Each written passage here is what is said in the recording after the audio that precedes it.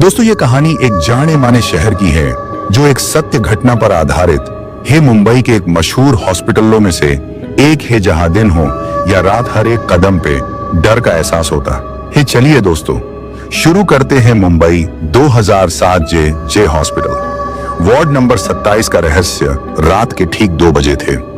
Intern doctor Ravi अपने पुराने जर्जर वार्ड नंबर 27 में अकेला बैठा था। इस वार्ड को लेकर अस्पताल में कई कहानियां मशहूर थीं। कहा जाता था, हे यहाँ की परछाइयां किसी को भी अकेला नहीं छोड़ती। रवि इन बातों पर विश्वास नहीं करता था, लेकिन आज रात उसकी ड्यूटी यहीं वार्ड नंबर 27 में लगी थी।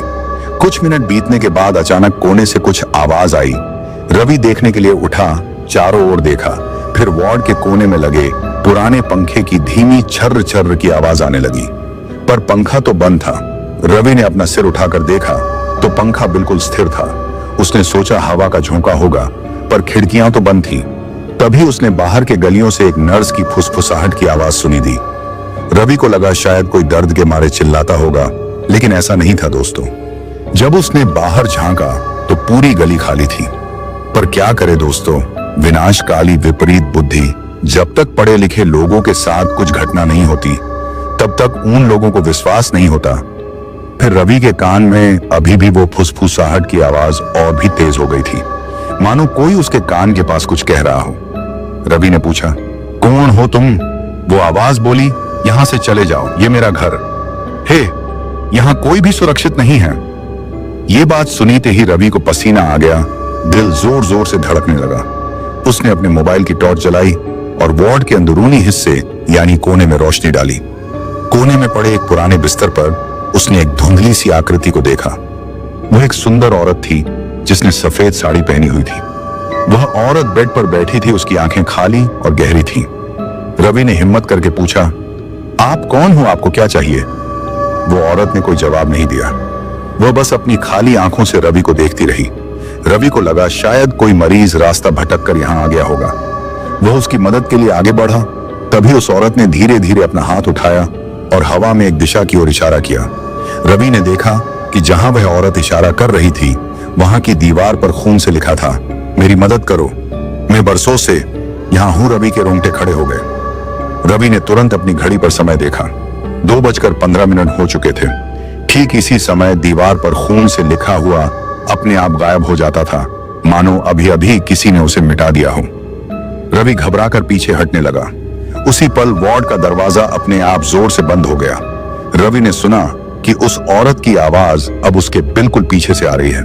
फिर वो औरत बोली, ये वार्ड मेरा है, तुम्हें जाने नहीं दूंगी। आज तक यहां से कोई भी वापस नहीं गया दोस्तों। एक कहावत है, जो डर गया सो मर गया। फिर क्या?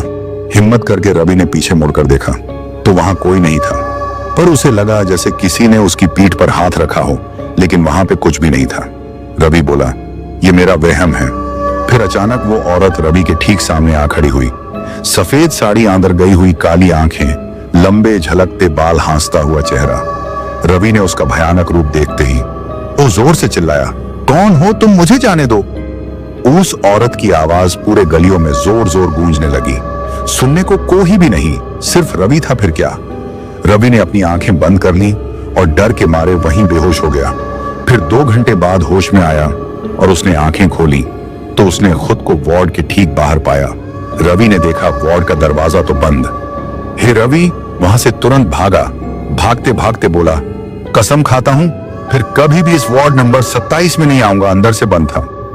अगले दिन सुबह रवि ने अस्पताल के वरिष्ठ डॉक्टरों को यह बात बताई, लेकिन किसी ने उस पर विश्वास नहीं किया। उन्होंने कहा कि यह सिर्फ थकान और तनाव का नतीजा है।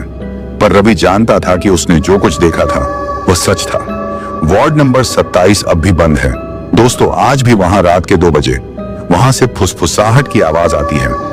मैं डॉक्टर रवि कुमार बोल रहा हूं। कुछ कहानियां सिर्फ कहानियां नहीं होती, वो एक हकीकत होती हैं। दोस्तों, कैसी लगी कहानी? शायद आपको पसंद आई होगी।